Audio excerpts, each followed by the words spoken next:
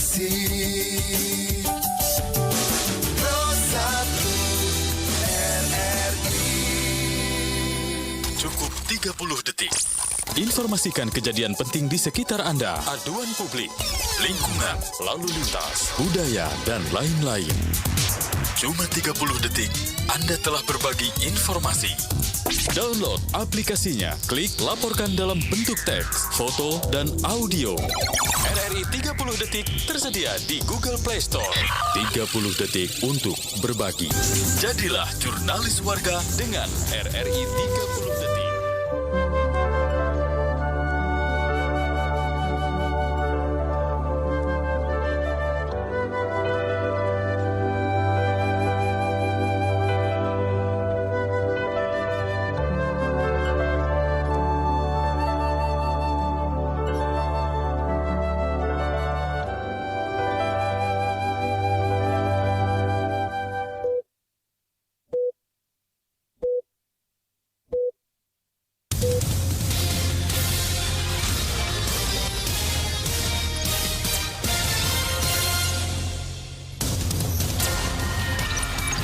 Pukul 6 waktu Indonesia Tengah.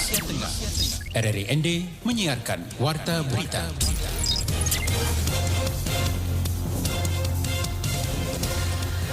Selamat pagi pendengar, Anda kembali mendengarkan Warta Berita untuk edisi hari ini, Kamis 14 April 2022. Sari Berita. Sebanyak 30 kepala desa dan lurah di Kabupaten ND mengikuti workshop anti narkoba bersama Badan Narkotika Nasional NTT. Wali NTT menyumbang 300 anakan pohon ketapang kencana untuk ditanam di perumahan Tanah Merah, Kecamatan Ile Ape, Kabupaten Lembata. Inilah berita selengkapnya bersama saya, Christine Senda.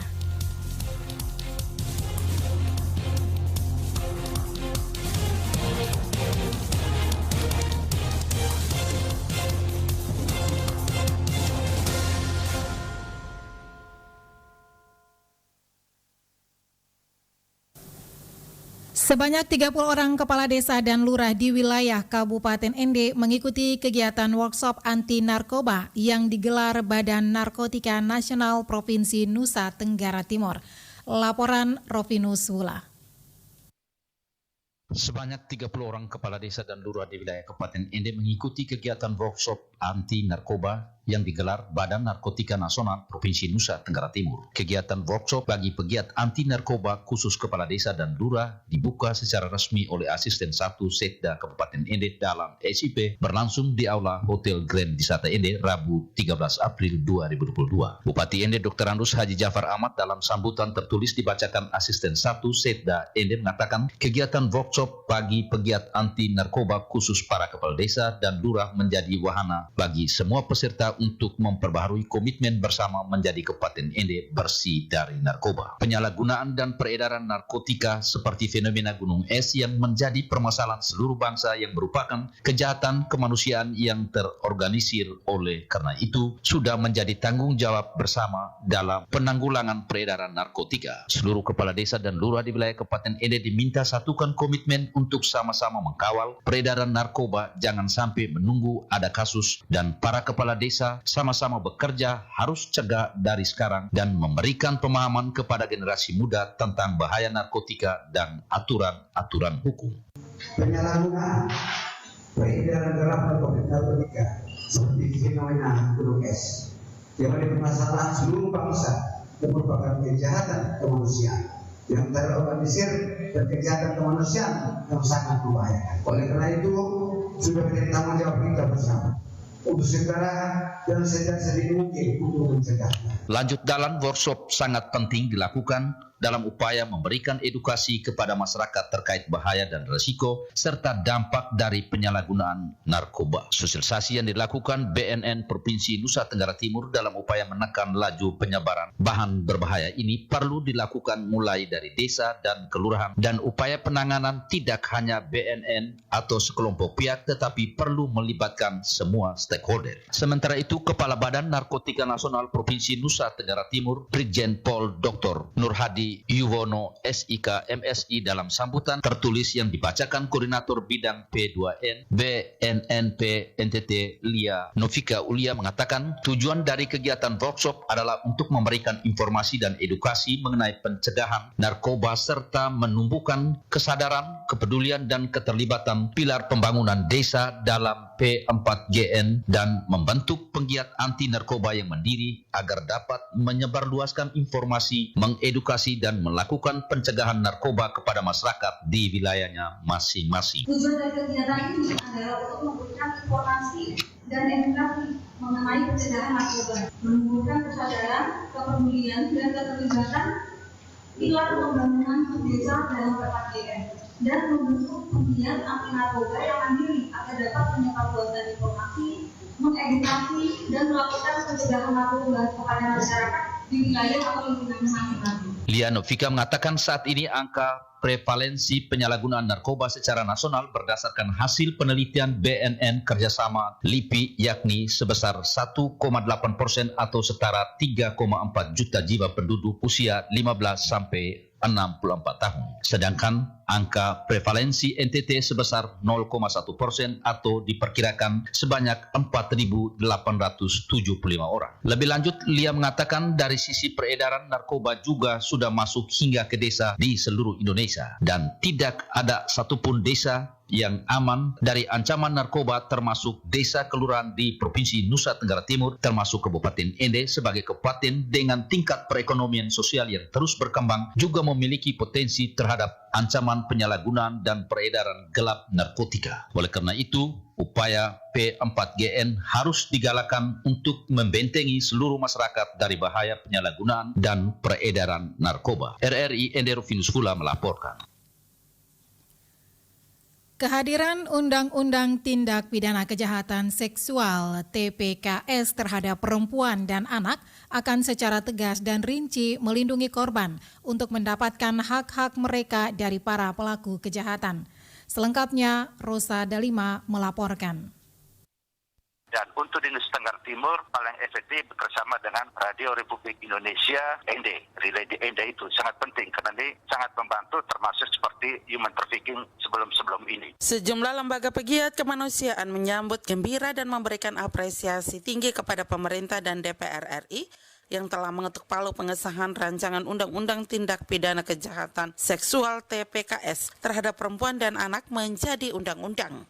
Ketua Lembaga Peduli Kasih LPS Kabupaten Ende Yohana Afra Baboraki ketika dimintai tanggapannya Rabu siang mengatakan sebagai lembaga yang konsen terhadap perlindungan perempuan dan anak, pihaknya menyambut gembira atas pengesahan ini karena prosesnya sendiri sudah dimulai sejak tahun 2015. Adanya Undang-Undang TPKS ini akan sangat membantu mereka dalam memperjuangkan dan mengadvokasi hak-hak para korban agar mendapatkan kompensasi yang pantas atas apa yang mereka alami dari para pelaku kejahatan seksual. Menurut Afra Baboraki, selama ini hukum masih sebatas mengintervensi para pelaku atas perbuatan mereka.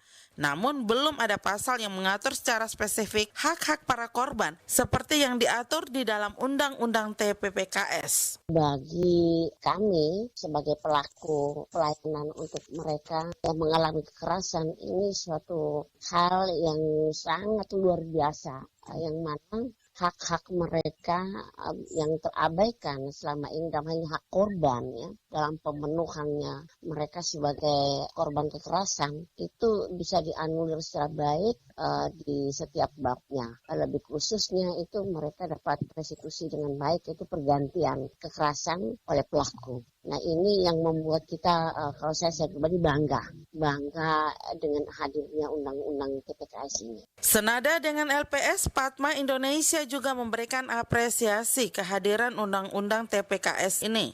Melalui Ketua Dewan Pembinanya Gabriel Goa, Padma kemukakan, Undang-undang tersebut sangat membantu dalam melindungi para korban dan keluarganya.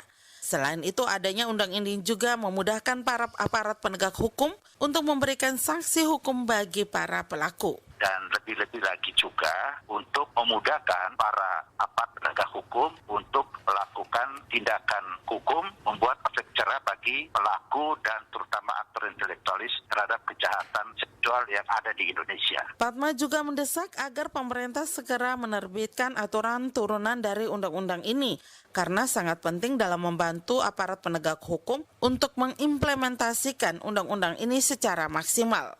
Selain itu, pihaknya juga minta pemerintah segera melakukan sosialisasi kepada seluruh lapisan masyarakat, terutama pasal-pasal yang mengatur hak-hak korban yang dilindungi dengan baik oleh Undang-Undang TPKS. RRI ND Rosada 5 melaporkan. Anda sedang mendengarkan Warta Berita Produksi RRI ND.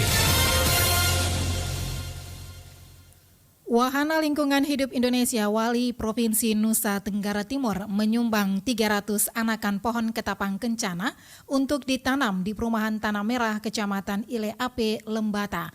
Laporan Veranda Garus.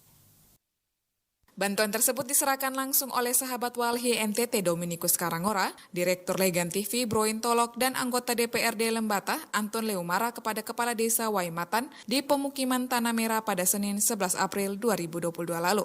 Deputi Walhi NTT Juvensius Stefanus Nonga SHMH kepada RRI dan Tes ND pagi Rabu kemarin mengatakan anakan pohon ketapang kencana diberikan kepada warga desa Waimatan, Lamawolo, dan Jontona. Upaya yang bisa dilakukan warga penghuni adalah dengan penghijauan.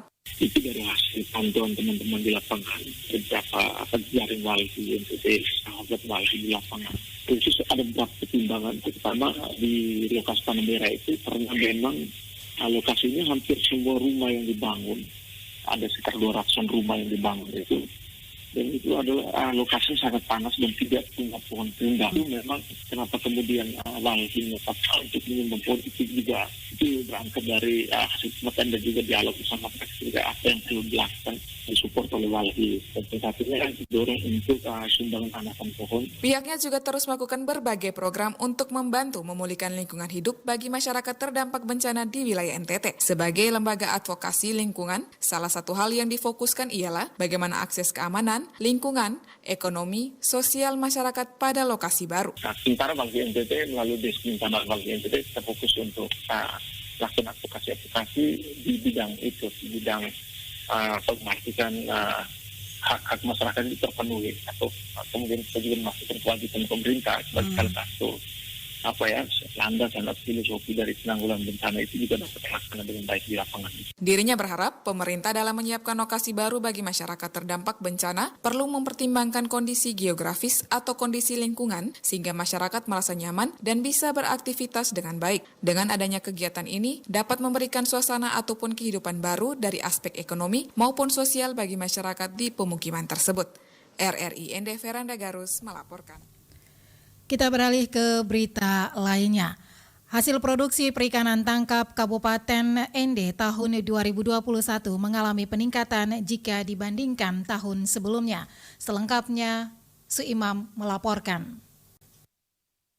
Kepala Bidang Kabid Pengembangan Perikanan Tangkap Sardin SPI kepada RRI di ruang kerjanya Rabu 13 April 2022 mengatakan data produksi perikanan tangkap untuk tahun 2020 total produksinya mencapai 9.360,25 ton terdiri dari ikan pelagis atau ikan permukaan sebanyak 7.783,65 ton, kemudian ikan demersal atau ikan pertengahan dan dasar sebanyak 1.576,60 ton. Sedangkan untuk tahun 2021 total produksi mencapai 9.736,25 ton terdiri dari ikan pelagis atau ikan permukaan sebanyak 7.736,55 ton dan ikan demersal sebanyak 1.999,61 ton. Dijelaskan dari data tersebut, produksi perikanan tangkap tahun kemarin mengalami peningkatan jika dibanding tahun sebelumnya. Kita memang ada peningkatan sedikit, memang tidak terlalu signifikan karena memang kemarin di 2020 itu memang kita masih pada kondisi COVID juga, tambah juga kondisi